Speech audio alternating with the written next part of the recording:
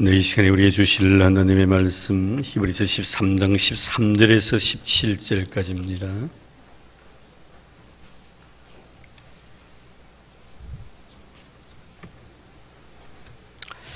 히브리서 13장 13절에서 17절까지의 말씀.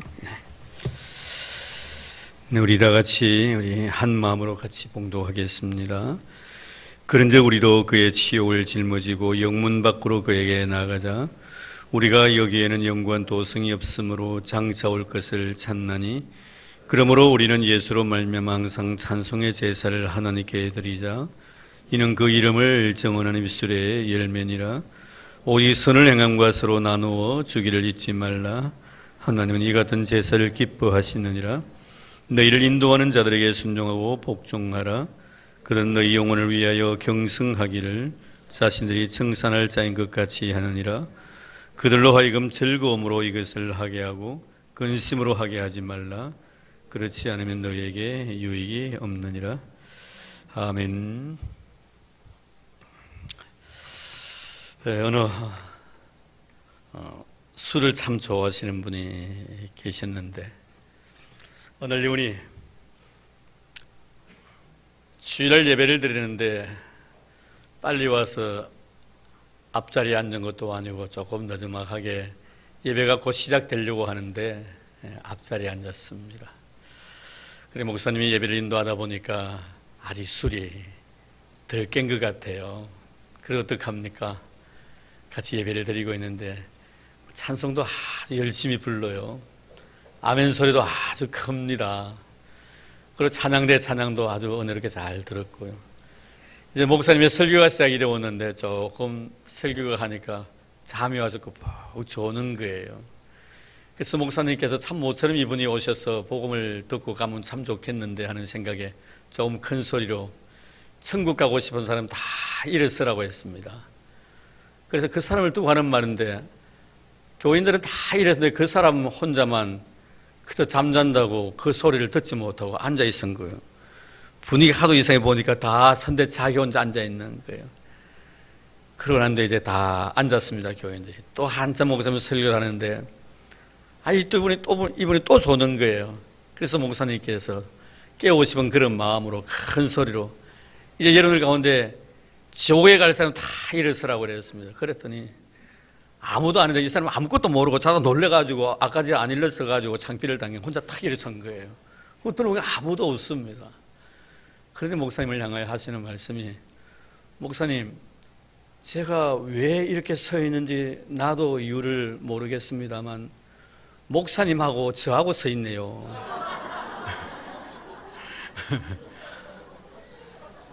참, 여러분, 지가 십자가를 짊어야 될 터인데 꼭 사람은 이래요. 꼭 그렇단 말이에요. 지 혼자 지옥 가면 될 건데 꼭 목사님하고 같이 가고 싶어가지고. 여러분, 오늘 말씀 보면은 참 우리가 그런 내용들을 한번 생각을 해보게끔 합니다. 오늘 마태복음 16장 말씀에 보면은 사도 베드로가 예수에 대한 신앙 고백을 합니다. 주는 그릇이요 살아계신 하나님의 아들이라고, 참 바요나 시몬아 네가 복이 있는 사람이라고, 하나님이 너에게 참 은혜를 주셨구나, 참 네 신앙 고백 후에 내 교회를 세우리라, 이렇게 저에게 칭찬해 주셨습니다. 얼마나 좋았겠어요, 복받은 자이니까. 그런데 주님께 참으로 제자들 앞에서 십자가에 대한 이야기를 하십니다.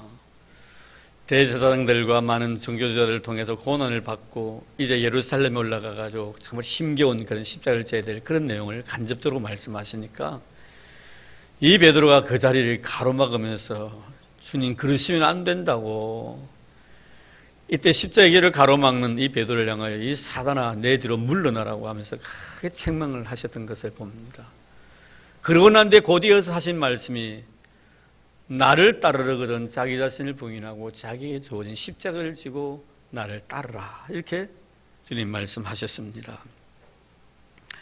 오늘 13절 말씀에 보면 주님께서 하시는 말씀이 십자가에 대한 말씀을 하시고 계십니다. 13절 보겠습니다. 그런데 우리도 그의 치욕을 짊어지고 영문 밖으로 그에게 나아가자. 여러분, 우리 크리스찬이라는 존재를 어떻게 정의하십니까, 여러분? 크리스찬이라는 것은 예수 그리스도께 속한 자입니다. 그리고 그분이 가시는 길을 따라가는 자가 바로 크리스찬입니다. 우리 예수님이 오른쪽 가면 내가 오른쪽 가야 되고, 예수님께 왼쪽 가시면 왼쪽으로 가야 합니다. 우리 예수님이 오른쪽 가자 하는데 내가 왼쪽 가서는 크리스찬이 될 수가 없는 거죠. 우리 주님께서 좁은 길 가자 하시면 좁은 길 가야지 넓은 길 가면 안 된다 이 말이에요. 크리스찬은 주님 가신 그 길을 같이 동행하는 자가 바로 크리스찬입니다. 근데 오늘 말씀은 예수님께서 가신 길이 어떤 길이냐, 그의 치욕을 짊어지고 영문 밖으로 나가셨다. 그곳에 가자 이 말입니다. 치욕을 짊어지고 영문 밖으로 우리 주님께서 그 길을 걸어가셨다라고 말씀하고 있습니다.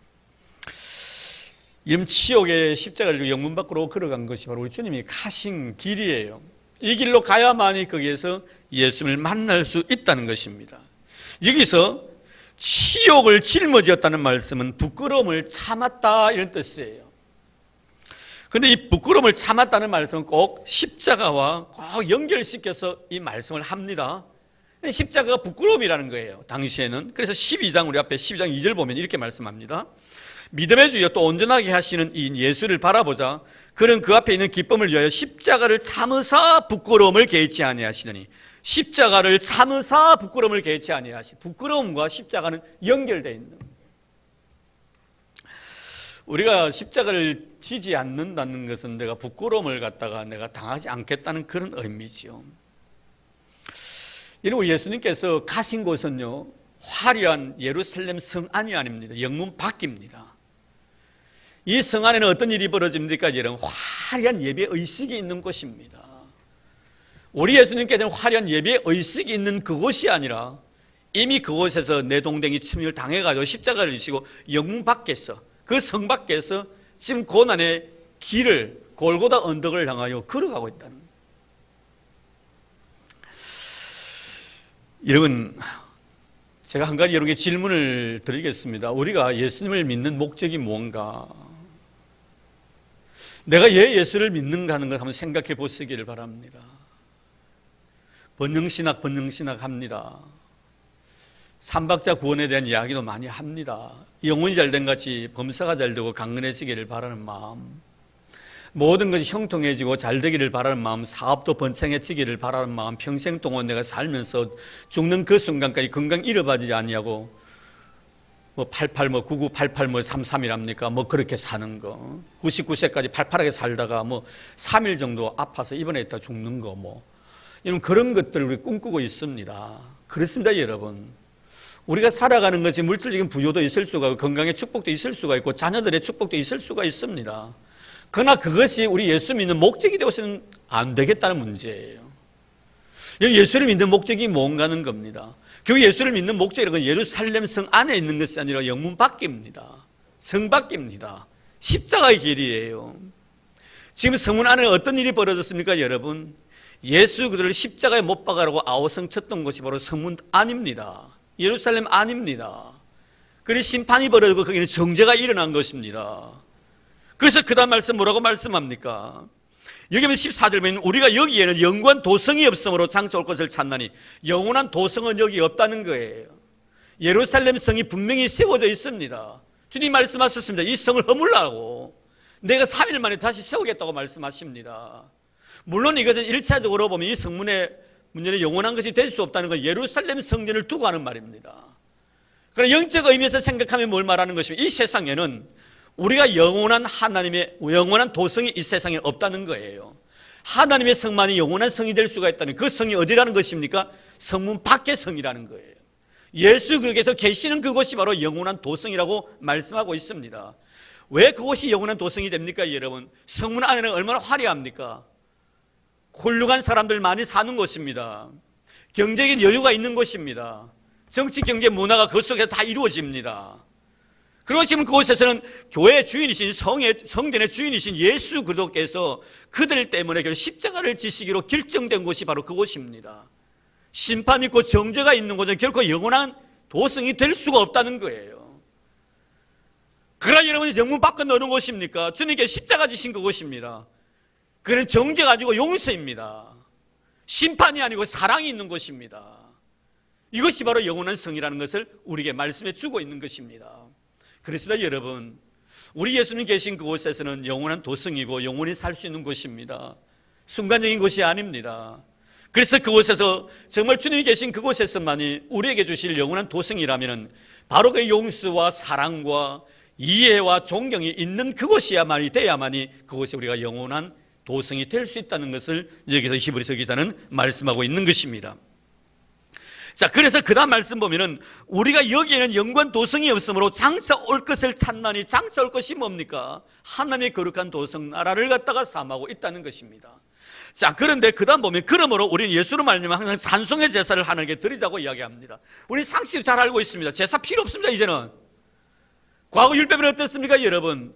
우리가 지언죄가 너무 많아가지고 내 지언죄 때문에 양을 잡고 소를 잡아서 짐승을 잡아서 그 짐승이 피를 토하며 죽어지고 그 죽어지는 모습을 통해서 내가 하나님의 은혜로 인하여 용서받았다는 것을 그 짐승이 죽는 것을 통해서 우리가 경험하게 되었습니다. 예수님이 세상에 오시고 나신 뒤에는 어떻게 바뀌어집니까 여러분? 이런 제사를 드릴 필요가 없다라고 이미 히브리서에서 선언을 하셨습니다. 제사를 드릴 필요가 없죠 이제는 우리는. 근데 왜 오늘 말씀에 15절에 뭐라고 말씀합니까? 예수로 말미암아 항상 찬송의 제사를 하나님께 드리자. 찬송의 제사를 하나님께 드리자. 그럼 이 찬송의 제사는 어떤 제사입니까 여러분? 하나님께서 나에게 베푸신 은혜와 사랑에 대한 감사의 표시가 바로 찬양이다 이겁니다. 우리가 예수님께 내 죄를 십자가 지심으로 말미암아 이제는 다시는 우리가 제물을 가지고 하나님 앞에 제사를 드릴 필요는 없지만 그분이 내 죄와 내 허물을 위해서 십자가 피를 주신 그 은혜를 생각하면서 내 마음에 감사와 감격이 넘치는 마음으로 노래해야 되겠다는 겁니다. 그것이 뭡니까 여러분? 찬송의 제사라 임입니다. 우리 하나님께는 이 찬송의 제사를 얼마나 귀하게 계시는가 여러분 아십니까 여러분?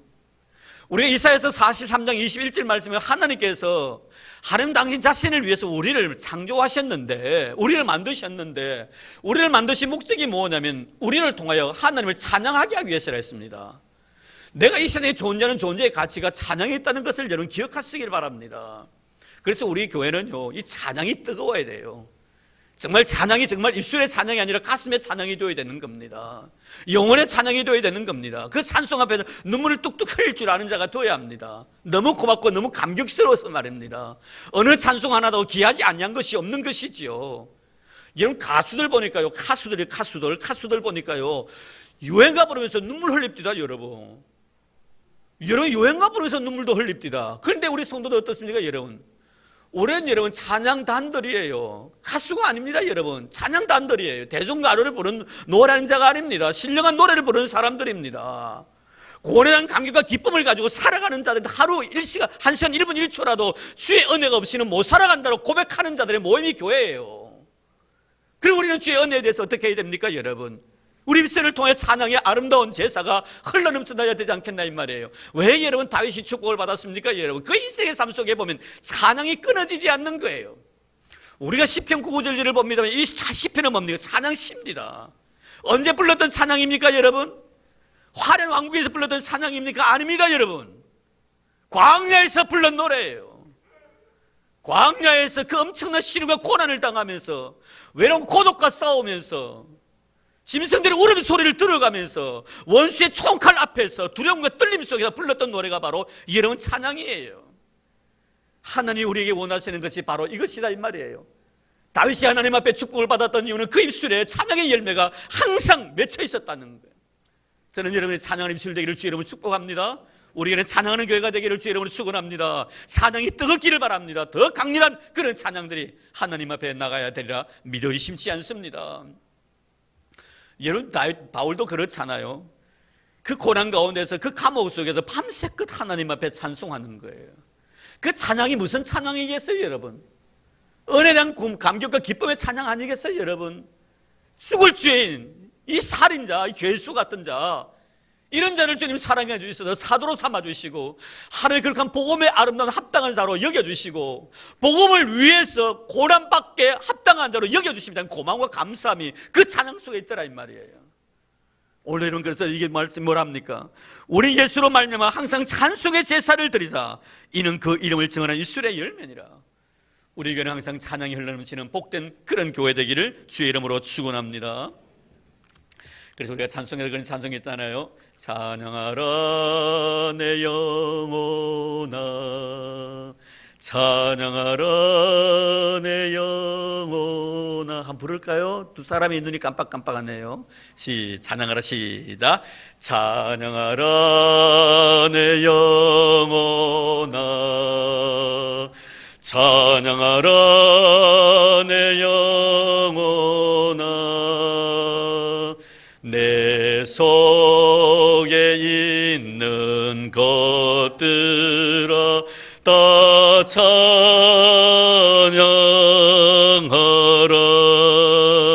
아멘. 항상 우리의 입술에 찬양의 열매가 맺혀 있는 그런 은혜가 있기를 주의 이름으로 축복합니다. 자, 그리고 난 뒤에 16절 말씀 볼까요? 하나님이 기뻐하시는 제사는 또 어떤 제사인가? 오직 선을 행한 것으로 나눠주기를 잊지 말라. 하나님 이 같은 제사를 기뻐하시느니라. 참 우리가 이웃 사랑하는 것이 여러분 예배라는 것을 말씀해 주고 있습니다. 이런 제사를 하나님 기뻐하시는 제사가 뭐예요? 예배예요. 우리가 찬양하는 것도 예배이지만 이웃 사랑하는 것도 예배라는 것을 여기서 말씀해 줍니다. 오직 선을 행함과 서로 나눠주기를 잊지 말라. 이웃에게 선을 베풀어 주는 것, 이것이 바로 여러분 예배인 것입니다. 한 조각의 빵을 갖다가 나눠 먹는 것도 예배라는 것을 우리에게 말씀해 주고 있습니다. 뿐만 아니라 여기에 보면은 서로 나눠주기를 잊지 말라, 이렇게 잊지 말라. 늘 생활 속에 이것이 익숙하게 되어져야 된다. 그저 조그만 것을 있으면 성도가 생각이 되어지더라 이 말이에요. 조그만 거 가지고 있으면 옆에 있던 내 구역 식구들이 생각이 되어지는 거예요. 권사님이 생각이 되어지고 장로님이 생각이 되어지고 집사님이 생각이 되어지고 목사가 생각이 나더라 이 말이에요. 이거 우리 사람 권사님 같이 나눴으면 권사님 참 잘 드실 터인데, 이렇게 더운 여름 날씨에 빙수 한 그릇 사가지고 우리 장로님이 드시면 참 좋아하실 건데, 정말 그 자그마한 걸 하나 가지고도 권사님이 생각이 되어지고 권 장로님이 생각되어지는 이런 모습, 이게 뭐예요 여러분? 예배라는 것입니다. 그래서 이 사랑인데, 사랑은 예배인데, 요한일서 3장 18절 말씀에 보면 사도 요한이 이렇게 말합니다. 형제들아 우리가 말과 혀로만 사랑하지 말고 행함과 진실함으로 하자. 입술로 사랑을 표현하는 것이 아니라 정말 진실한 마음으로 사랑하자는 것. 사랑은 눈으로 하는 것 아닙니다 여러분. 반주 하나 하세요. 자, 우리 방송실 자고 이렇게 잘 호흡을 맞춰놨는데, 자, 엄마는 피아노 치고 우리 아들은 이제 또 자막을 올릴 거예요. 자, 사랑은 눈으로 하는 것 아니고요. 자, 우리 한번 불러볼까요? 자, 사도 요한의 말씀을 생각하면서요.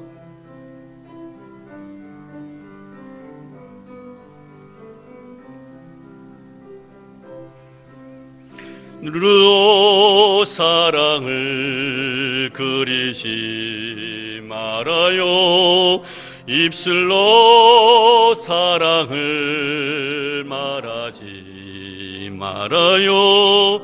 영원한 사랑을 바라는 사람은 사랑의 진리를 알지요. 참 사랑은 가난함도 부요함도 없어요. 괴로움도 즐거움도 주와 함께 나눠요. 나의 가장 귀한 것 그것을 주는 우리 하문드 함대 뜻을 생각하면서 눈으로 사랑을 그리지 말아요. 입술로 사랑을 말하지 말아요. 영원한 사랑을 바라는 사람은 사랑의 진리를 알지요. 참 사랑은 가난함도 부요함도 없어요. 괴로움도 즐거움도 주와 함께 나눠요. 나의 가장 귀한 것 그것을 주는 거예요. 참사랑은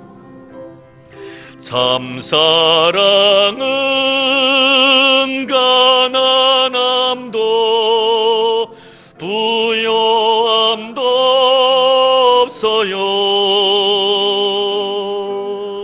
괴로움도 즐거움도 주와 함께 나눠요.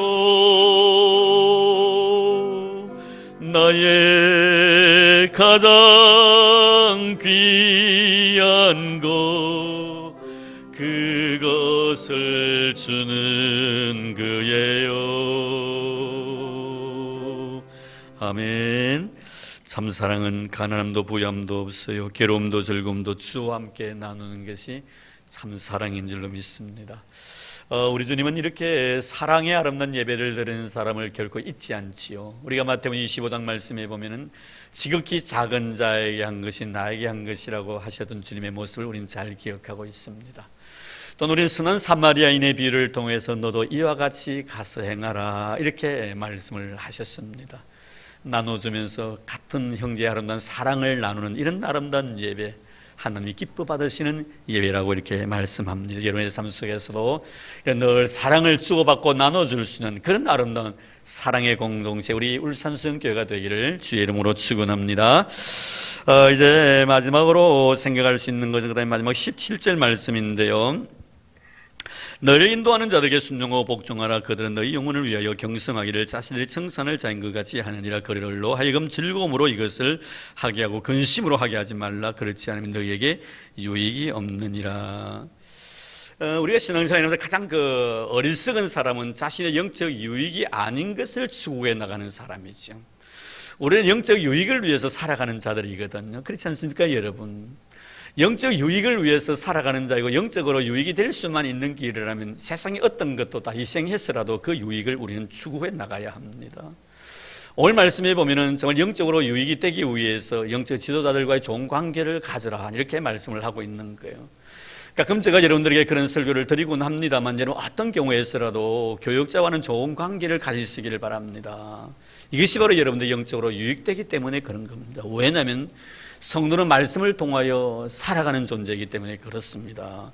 사람이 떡으로만 사는 것이 아니고 하나님 위에서 나오는 모든 말씀으로 산다고 말씀을 통해 우리가 살게끔 생리가 그렇게 되어 있는 거예요. 그래서 세상 사는 사람들은 떡이 없으면 못 살지만 우리 믿는 사람은 말씀을 듣지 못하면 못 살게끔 되어 있는 겁니다. 근데 이상하게도 말씀을 듣지 아니하도 여러분 잘 살아갑니까? 그는 어찌 보면 하나님과 관계가 단절되었다는 걸 알아야 합니다. 말씀이 없어도 잘 살아가는 사람들은 세상 사는 사람들이기 때문에 그런 겁니다. 그러나 하나님의 사람은 절대로 말씀과 단절되어서는 내가 한산 1분 1초라도 숨을 쉴 수가 없는 거예요. 견딜 수가 없는 겁니다. 고통스러운 거예요. 그래서 말씀을 하루도 듣지 않으면 내 마음에 영적으로 고통을 당하고 아픔이 있는 자가 되고 이것이 바로 여러분 영적으로 민감한 자들이에요. 오늘 말씀을 통해 주신 것은 뭡니까? 영적 지도자들과 좋은 관계를 가지고 살아가라. 그들은 여러분들을 위하여 경성하기를 자기가 회개할 것이 있는 자인 것처럼 생각한다 이렇게 말씀합니다. 항상 책임을 자기가 진다는 거예요. 책임의식을 자기가 진다는 겁니다. 그런 의미에서 바라보면 정말 영적 지도자들과 이런 좋은 관계를 가지고 있을 때 하나님이 얼마나 그를 사랑했으니 그래서 우리는 영적 지도자들을 주의 종이라고 이야기를 합니다. 사람의 종이 아니라 주의 종이라고 이야기를 합니다. 그래서 바울도 그렇게 고백하죠. 내가 사람의 마음을 기쁘게 하랴 하나님의 마음을 기쁘게 하랴. 내가 만약에 사람의 마음을 기쁘게 하기 위해서 살아왔다면 나는 그리스도의 종이 아니니라고 이야기를 합니다. 하나님의 마음의 기쁨을 드리기 위해서 내 목에 칼이 들어오는 일일지로 말씀은 바로 전한다는 것이죠. 여러분, 오늘날 여러분 이 귀하고 아름다운 사실을 다시 한번 되돌아보면서 우리가 정말 영적인 지도자들과 좋은 관계를 가지고 있을 때 여러분 영들이 얼마나 아름답게 성장되어 가는가. 너와 나의 관계 속에서도 마찬가지입니다. 너와 나의 관계 속에서도 좋은 관계를 가지고 있으면 너를 통해 얻는 것들이 얼마나 많습니까? 하물며 여러분 영적인 일이야 오죽하겠나 이 말씀이에요. 그래서 주의 종과 관계가 참 아름다워야 된다. 결국 하나님께서는 주의 종이라는 것은 하나님을 대신해서 성도들의 영적 유익을 위해서 보내주신 분이시단 말이에요. 결국 여러분 하나님은 보이지 않는 분이십니다. 보이지 않는 하나님께서 보이는 하나님의 대언자로서 주의 종을 보내주신 것이지요. 자, 그렇다면 여러분 하나님을 사랑한다는 것은 무슨 의미입니까? 여러분 주님께서 제자들을 파송하시며 하신 말씀 뭡니까? 너희들을 영접하는 사람은 나를 영접하는 것이고 나를 영접하는 것은 나를 영접하는 자는 나를 보내신 자를 영접하는 것이다. 너희들 영접하지 않는다는 것은 나를 영접하지 않는 것이라는 거예요. 나를 영접하지 않는 것은 나를 보내신 분을 영접하지 않는다는 의미예요. 결국은 뭡니까 여러분? 너희들은 내가 보이는 예수라는 의미예요. 물론 여러분 교육자뿐만 아니라 모든 성도들이 다 그래야 됩니다. 그러나 특별히 여러분 영적인 문제에 있으면은 교육자와 좋은 관계를 가져야만이 이 영들이 아름답게 변화되어 가고 아름다운 모습 성숙되어 간다는 것을 우리에게 말씀해. 이렇게 되어야만이 너희에게 영적 유익이 된다는 거예요. 그래서 그다음 마지막 말씀에 이렇게 말씀하고 있습니다. 그들로 하여금 즐거운 마음으로, 그들로 하여금 즐거움으로 이것을 하게 하고, 이것이 뭡니까? 목회를 말하는 것이죠. 즐거운 마음으로 목회를 하게 하고 근심으로 하게 말라. 그렇지 않으면 너에게 유익이 없느니라. 오늘도 제가 우리 반 공부심 제가 그런 말씀을 드렸습니다만, 교회라는 공동체는, 영적 공동체는 목회자의 행복도만큼 교회가 행복해지는 거예요. 목회자가 행복해지면요 교인들이 행복해집니다. 목회자가 얼굴에 수심이 가득 차고 근심 걱정이 많으면요 교회가 편안할 수가 없는 거예요. 그래서 이게 뭐라고 말합니까? 그들로 하여금 즐거움으로 하게 하라. 주의 종들로 하여금 목회 일을 할 때 즐거운 마음으로 할 수 있도록 너희들이 도와줘라, 이 말씀이에요. 그래야만 어떻습니까? 영적인 양식이 풍성하게 나온다는 거예요. 항상 짜증나고 불평불만 있고 원망이 있는 그런 마음으로 어떻게 영의 양식을 공급할 수가 있겠나 이 말이에요. 저는 그 장가 가기 전에 그 처갓집에 하초를 키우는 그런 농장이었어요. 그래서 장인 어르신이 돌아가시고 나서 이제 우리 제 처남이 그 농사를 했는데, 참 그 농사라는 것이 정말 그 그린벨트 지역에 이제 그 농장이 있는데, 지금도 뭐 그린벨트 지역이에요. 그렇게 뭐 쉬운 일이 아니더라고요. 정말 힘들더라고요. 저는 처음에 장가 가기 전에 꼭 보고요, 꽃이 왜 이렇게 비쌌냐고 생각을 말했습니다. 무슨 꽃이 이렇게 비쌌냐고. 장가 가가지고 그 농장에서 일하고 난 뒤에는 그 말 한 번도 한 적이 없습니다. 꽃 하나하나에 손이 다 가는 거예요. 얼마나 힘든지요. 제가 그도 가가지고요, 사이 노릇을 한다고요, 새벽에 일어나가지고요, 겨울 되면 어떡합니까? 위에다가 이제 온방장치를 합니다. 비닐을 같이 씌우는데요. 그때 제가 너무 추워가지고 여기 뭡니까? 추위에 떨어가지고요. 겨울만 되면 여기가 간지러운 거예요. 우리 처갓집에서 얻은 병입니다. 얼마나 추웠는지요. 그런데 그것도 어떻게 하냐면요, 언제 그걸 덮나면요, 새벽에 덮어요. 새벽에 왜 덮나면 바람이 제일 잔잔한 시간이거든요. 일어나고 하는 그 추위에 말입니다. 떠는데. 그런데 뭐 말할 수가 있습니까? 제가 아직도 실업에는 못 받았어요. 이렇게 못 받았는데. 하고 난데 그 속에서 하나의 꽃을 돌보는데요, 진짜 힘들더라고요. 그런데 장인 어르신이 돌아가시고 나서 우리 처남이 이제 그것을 바톤을 입었는데, 하루는 갔더니 안개초를 키우는데, 안개초하고 아이리스 같은 그런 꽃을 이렇게 많이 해요. 그런데 안에다가 라디오를 틀어놨더라고요. 그런데 보니까 복음송, 찬송가 곡이 계속 나오는 거예요. 하루 종일 주인이 있든 없든 간에. 그래서 제가 그래, 처남, 그 사람도 없는데 그거 왜 틀어놨더니, 자영, 이 노래 소리를 들어놓으면 꽃이 아름답게 핀다는 거예요. 그래서 나는 꽃에 상식이 없는 사람이 돼가지고 똑같은 꽃이라고 생각하지 아름답고 못나고 없는 것 같은데, 이 전문가 입장에서는 그 음악을 듣고 성장하는 꽃은 아름답다는 거예요. 또 향이 있다는 거예요. 그래서 하루 종일 라디오를 복음성을 틀어놓고 꽃을 갖다가 관리를 하는 거예요. 지금은 물론 농사 안 짓습니다만, 저는 그것을 생각할 때 그것을 보고 느끼는 것이 바로 그거였습니다. 그래, 꽃이라는 이 미물도 이렇게 노래소리를 들으면서 꽃을 피울 때 그 향이 얼마나 아름다고, 그 꽃 모양이 얼마나 아름다운가. 하물며 우리 믿음으로 살아가는 성도들이 주의 거룩한 복음의 말씀을 들을 때 주의 종이 말씀을 전할 때 그 행복도에 가득 차서 행복함과 그 기쁨으로 충만해서 말씀을 전할 때 그 말씀을 받아들이는 영혼들이 얼마나 잘 자라나겠는가. 할렐루야. 그런 은혜가 있기를 주의 이름으로 축복합니다. 저도 그렇다 하더라고요. 저 짤 때는요, 클래식 음악을 틀어준대요. 애들도 잘 자라기 위해서 무슨 모차르트 음악을 틀어준다나요? 태교도 그렇게 한다고 합니다. 이러면 소도요, 저지요, 참 유저지 풍부하게 하기 위해서는 그 음악을 듣고 젖을 짜면 젖이 많이 나온다는 거예요. 그리고 그 영양분이 대단하고 말입니다. 물도 그렇습니다. 물도요, 그 결정체가 말입니다. 늘 칭찬해주고 이러면요, 그 물의 결정체가 참 아름다운 거예요. 근데 물을 보고 매일 저주하고 욕하고 이러면 니 왜 이리 맛이 없나? 좀 처음 말하고 왜 이렇게 덥냐? 막 욕을 하면요, 그 물도요, 찡그린다는 거예요. 참 신기하죠, 여러분? 오늘 우리가 살아가면서요, 여러분 영적 양식을 공급받는 자로서 제가 목사이기 때문에 그런 말씀이 그렇게 가르치고 있는 거예요. 그들로 하면 즐거운 마음으로 이 목회일을 하게 하라. 근심 어린 마음으로 하게 하면 너희들에게 영적 유익이 없느니라. 여러분들 영적 유익이 있기를 주의 이름으로 축복합니다. 저는 그렇게 믿고 있습니다. 목사가 행복한 것만큼 교회가 행복하다는 거. 우리 따라합시다. 목사가 행복하면 교회도 행복하다. 그렇습니다, 여러분. 목사에게 뭡니까? 장로님도 마찬가지죠. 장로님이 행복하면 교회가 행복해요. 권사님들이 행복하면요, 교회가 행복하게 되어 있는 거예요.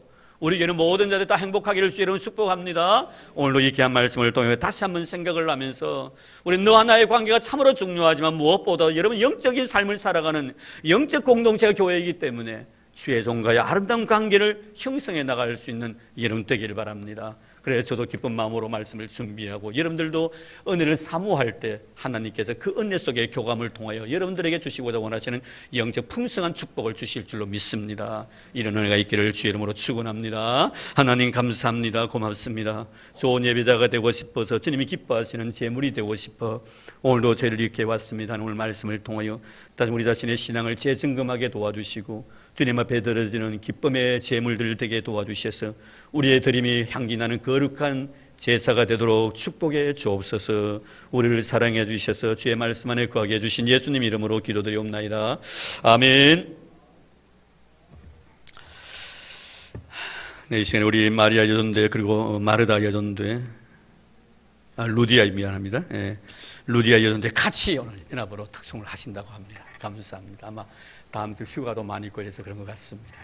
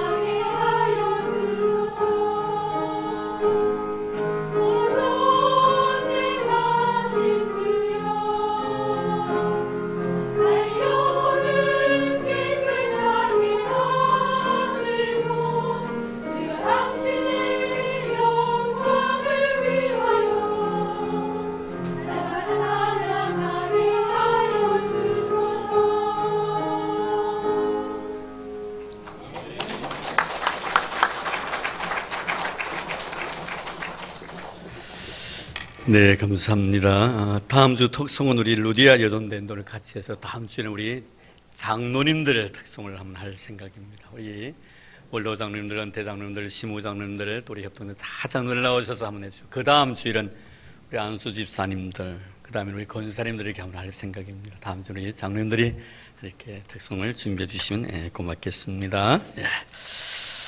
네, 교회 소식 알려드립니다.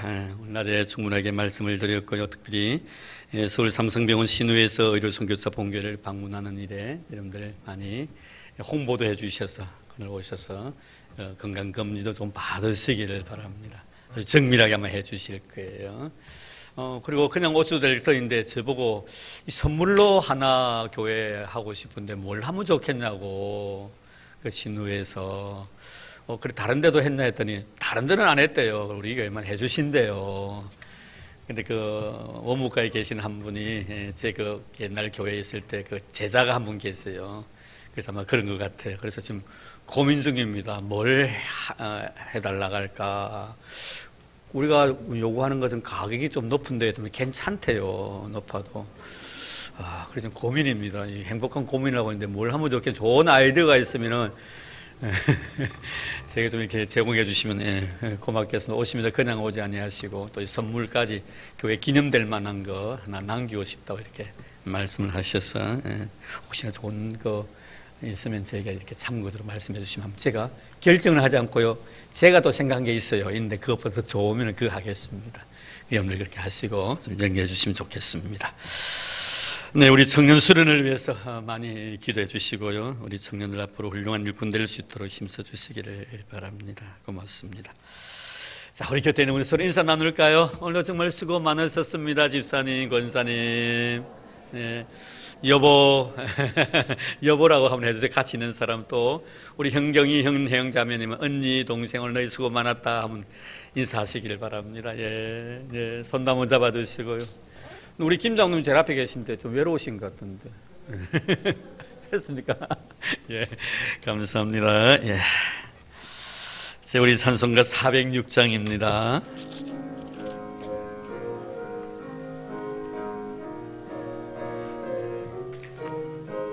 네, 이름표 다 내고 가시기 바랍니다. 이름표. 고난 내 영혼 편히 쉴 곳과 풍랑 일어도 안전한 포구, 폭풍까지도 다스리시는 주의 영원한 팔 의지에 주의 영원하신 팔 함께하사 항상 나를 붙드시니 어느 곳에 가든지 요동하지 않음은 주의 팔을 의지함이라.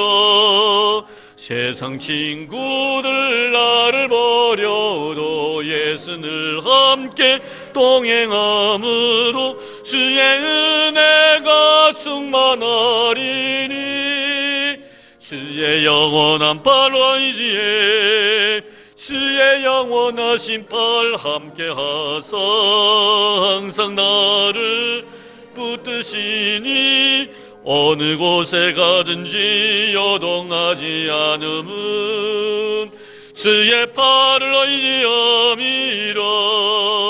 나의 믿음이 연약해져도 미리 예비한 힘을 주시며 위태할 때도 안보하시는 주의 영원한 팔 의지에 주의 영원하신 팔 함께하사 항상 나를 붙드시니 어느 곳에 가든지 요동하지 않음은 주의 팔을 의지함이라. 능치 못한 것 주께 없으니 나의 일생을 주께 맡기며 나의 모든 짐 대신 지시는 주의 영원한 팔 의지에 주의 영원하신 팔 함께하사 항상 나를 붙드시니 어느 곳에 가든지 요동하지 않음은 주의 팔을 의지함이라. 이제는 우리 주 예수 그리스도의 은혜와 하나님 아버지의 지극하신 사랑하심과 성령님의 교통하심과 위로하심과 축복하심과 감동, 감화, 은혜의 역사가 오늘도 온종일 주와 교회를 위하여 믿음으로 수고하고, 그리고 오늘 주신 귀한 말씀 앞에 겸손히 무릎 꿇고 진실한 예배자의 모습으로 주님께 기쁨 되고자 원하는 사랑하는 우리 모든 성도들 머리 위에와 우리 교회 위에 이제로부터 영원토록 함께 하시기를 간절히 축원하옵나이다. 아멘.